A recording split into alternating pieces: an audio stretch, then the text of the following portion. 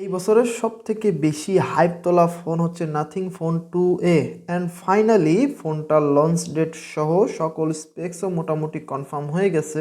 তো চলুন দেখি ফোনটা কি শুধুই ডিজাইনই দিচ্ছে নাকি আরও ভালো কিছু থাকছে। কারণ নাথিং ফোনের সবথেকে আকর্ষণীয় পার্ট হচ্ছে তাদের ডিজাইন। ব্যাক প্যানেলে ট্রান্সপারেন্ট গ্লাস ইউজ করা হয় এবং গ্লিপ লাইট দেওয়া হয় সাথে, যেটা মূলত নোটিফিকেশন লাইট হিসেবে কাজ করে।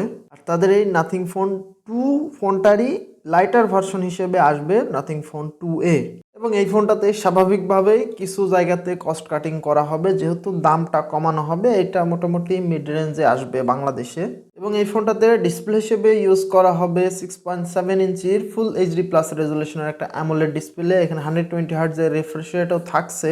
তো বলা যায় যে ডিসপ্লেটা মোটামুটি ভালোই হবে বাজেট হিসাবে। ডিসপ্লেতে তেমন একটা কস্ট কাটিং করা হবে না। ক্যামেরার ক্ষেত্রেও তারা বেশ ভালো কাজ করবে। পেছনে দুইটা সেন্সর ইউজ করা হবে, আজে বাজে কোনো সেন্সর তারা ইউজ করে না এবং পেছনে দুইটা ক্যামেরাই খুবই কাজের, খুবই ভালো। যার মেন ক্যামেরা হিসেবে থাকছে 50 মেগাপিক্সেলের স্যামসাং GN9 এই সেন্সরটা, সেই সাথে 50 মেগাপিক্সেলের একটা আল্ট্রা ওয়াইড অ্যাঙ্গেল লেন্স, যেটা আবার স্যামসাং এরই JN1 এই সেন্সরটা ইউজ করা হবে। সামনে সেলফি ক্যামেরা হিসেবে থাকবে 32 মেগাপিক্সেলের সনি IMX 615 এই সেন্সরটা। সো ক্যামেরার সেটআপটা আমার কাছে খুবই ভালো লেগেছে। তারা হাবিজাবি কোনো ক্যামেরা না দিয়ে মোটামুটি কাজের সেন্সর দিয়ে দিয়েছে, এখান থেকে ভালো মানের একটা আউটপুট পাওয়া যাবে। আর পারফরমেন্সের দিক থেকে কিন্তু খুবই ভালো কাজ করছে। এখানে প্রসেসর হিসেবে ইউজ করা হবে মিডিয়াটেক ডাইমেনসিটি 7200 প্রো।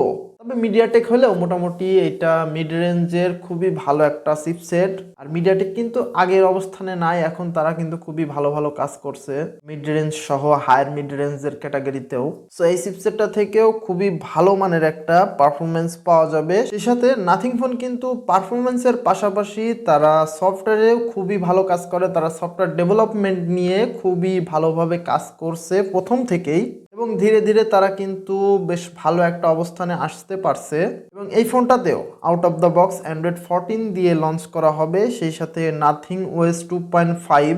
সো এই ফোনটা থেকেও পারফরমেন্স এবং সফটওয়্যার দুইটা মিলায়ে খুবই জোস লেভেলের একটা এক্সপিরিয়েন্স পাওয়া যাবে। আর সত্যি বলতে কি আমারও পার্সোনালি নাথিং ওএসটা খুবই জোস লাগে। আর অন্যরকম একটা ব্যাপার স্যাপার আছে এর মধ্যে। তাদের এই ওএসটা অ্যান্ড্রয়েডের উপরে রান করলেও তারা নিজস্বভাবে কাস্টমাইজ করেছে, তো এই জন্য দেখতে কিন্তু আসলে জোস লাগে, অন্যরকম একটা ইউজার ইন্টারফেস।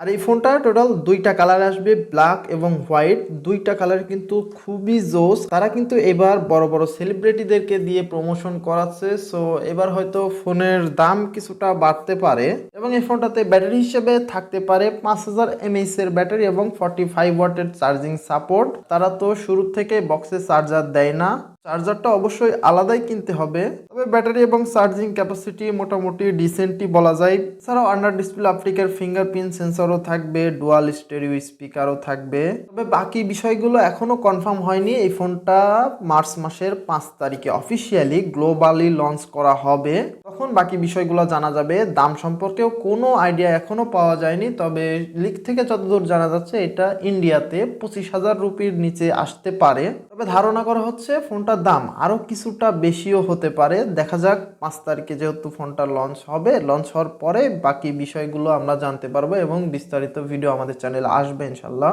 তবে মোটামুটি ধরে রাখেন এই ফোনটা বাংলাদেশে যখন আসবে অবশ্যই আনঅফিসিয়ালি আসবে, অফিসিয়ালি আসার সম্ভাবনা খুবই কম।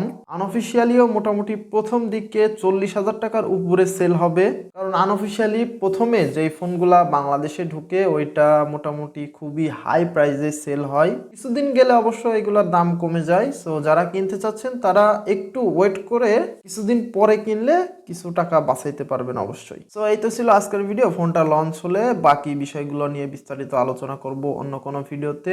আজকের ভিডিও এখানে শেষ করছি, দেখা হবে আবার নেক্সট কোনো ভিডিওতে। সবাই ভালো থাকবেন।